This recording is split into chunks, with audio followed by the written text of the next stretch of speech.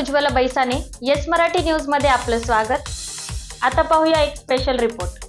विधान परिषदेच्या नाशिक शिक्षक मतदारसंघाच्या जागेसाठी बुधवारी दिनांक 26 जून मतदान पार पडले। सायंकाळी 6 वाजेपर्यंत अंदाजे 93.48% मतदान झाले होते। नाशिक शिक्षक मतदारसंघामध्ये निवडणुकीसाठी 21 उमेदवारांचे भवितव्य मतपेटीत बंद झाले आहे। 1 जुलै रोजी निकाल जाहीर होणार आहे। मात्र निकालाआधीच अपेक्षित उमेदवार विवेक कोल्हे यांच्या विजयाचे बॅनर झळकल्याने राजकीय चर्चांना उधाण आले आहे। नाशिक शिक्षक मतदारसंघात 21 उमेदवार निवडणुकीच्या रिंगणात असले तरी प्रामुख्याने चौरंगी लढत पाहायला मिळाली।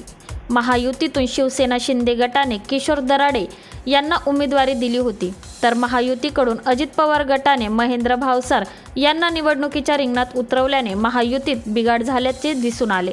महाविकास आघाडीकडून शिवसेना ठाकरे गटाने संदीप गुळवे यांना उमेदवारी दिली होती, तर विवेक कोल्हे हे अपक्ष निवडणुकीच्या रिंगणात उतरले।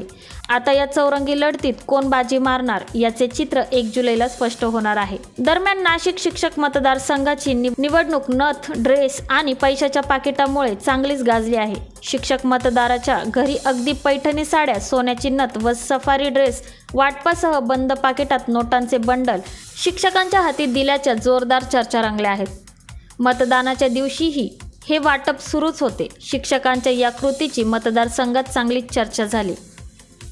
दरम्यान नाशिकमधील एका मतदान केंद्राबाहेर पैसे वाटप करतानाचा आपल्याला धक्कादायक प्रकार उघडकीस आला होता। आता पैसे वाटप करणाऱ्या विरोधात भद्रकाली पोलीस ठाण्यात गुन्हा दाखल करण्यात आलेला आहे। किशोर दराडे यांच्या बूथमागे पैसे वाटप सुरू होते। 69,500 रुपये वाटताना ठाकरे गटाच्या कार्यकर्त्यांनी संशयितेला रंगेहात पकडले। संशयित आरोपी विलास नरवडे विरोधात भद्रकाली पोलीस ठाण्यात गुन्हा दाखल करण्यात आलेला आहे। निकालाआधीच कोपरगावामध्ये विवेक कोल्हे यांच्या विजयाचे बॅनर झळकले आहे। विवेक कोल्हे यांच्या समर्थकांनी अभिनंदनाचे फलक लावले असून मी विवेक, स्नेहलता, बिपिनदादा कोल्हे ईश्वर साक्षी शपथ घेतो की असा उल्लेख बॅनरवर करण्यात आला आहे।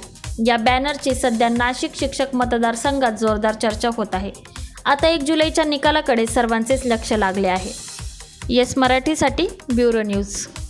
अशा प्रकारच्या ताज्या घडामोडींसाठी येस मराठी न्यूज यूट्यूब चॅनलला लाईक करा, शेअर करा आणि सबस्क्राईब करा आणि बघत रहा येस मराठी न्यूज।